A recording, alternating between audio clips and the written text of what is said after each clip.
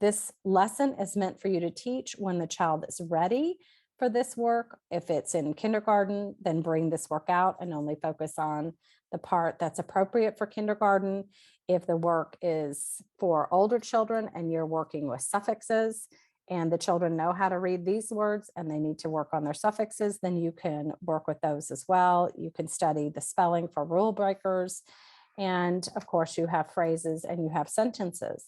One of the ways that's helpful for children to be able to see the patterns here where the I and the O say their long sound is to just take the ending portion of the word and let the children play with the beginning piece.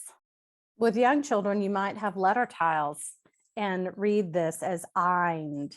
Here we have eind, eind, kind, and the child reads that. And now we're going to put a different beginning letter in the front. Eind, find. Eind, mind. And you can even do blends with a child. If you have a child who's been working with blends, you can give them these two beginning letters. Eind, grind. You can also give the children the letters in a scrambled form after they work with the pattern and you want to give them another challenge. Scramble up the letters. Spell the word grind. Let's put it on our arm. Grind. What do you hear first? Eind. And the child unscrambles the word grind. And if you have enough letters in your movable alphabet, you can keep this word and give the child another set of letters for them to spell. So you can have your letters in your hand and hand them to the child. Here you go. The child gets to lay their letters out, orient the letters, and B and D can be tricky.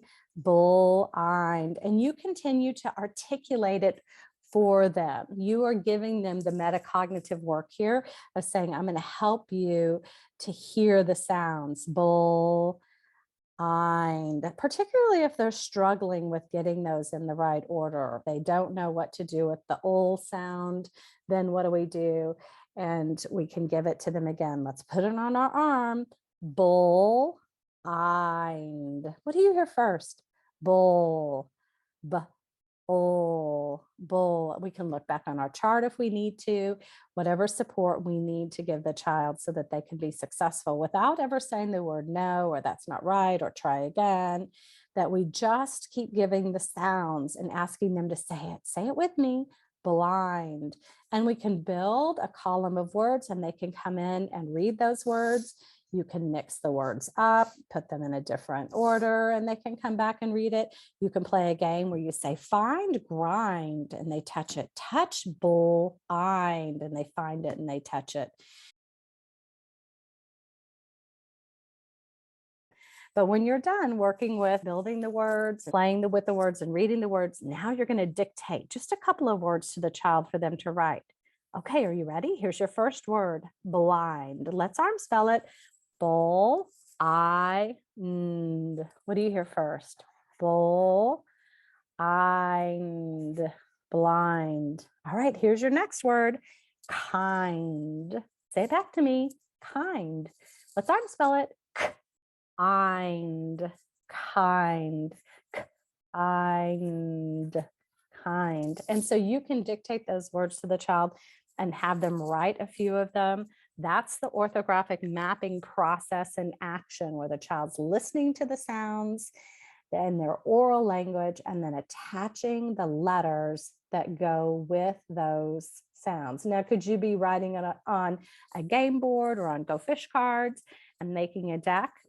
Can you make a deck over several days? Sure, you absolutely can. Even if it's a quick tic-tac-toe game where you and the child are playing with each other and their X's and your O's and you're dictating I and D words. So that's some suggestions about kind old words. You teach it exactly the same way, except we're going to teach the ending parts as chunks with the children.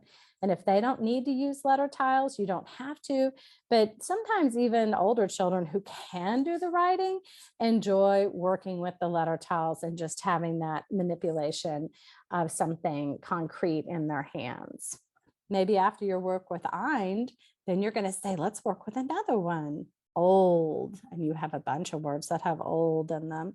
Or maybe you're going to do ost or olt, right? So you have some choices there, and you can teach more than one in a day or just one and then work on a different skill. Here's a pro tip. In my box of letter tiles, I keep a set of suffixes, ing and est and lee and and ed and us and ish and ij and ness, whatever ones you want to use that show up in the curriculum, so that if I'm teaching a child like pole, and we've done pole and we've done roll and maybe we've done troll, and I'm like, wow, they're reading those really well, and I want to add a little bit more difficulty into it, I can add a suffix to the end, trolling, rolling, polling, and we can read this as a multisyllabic word.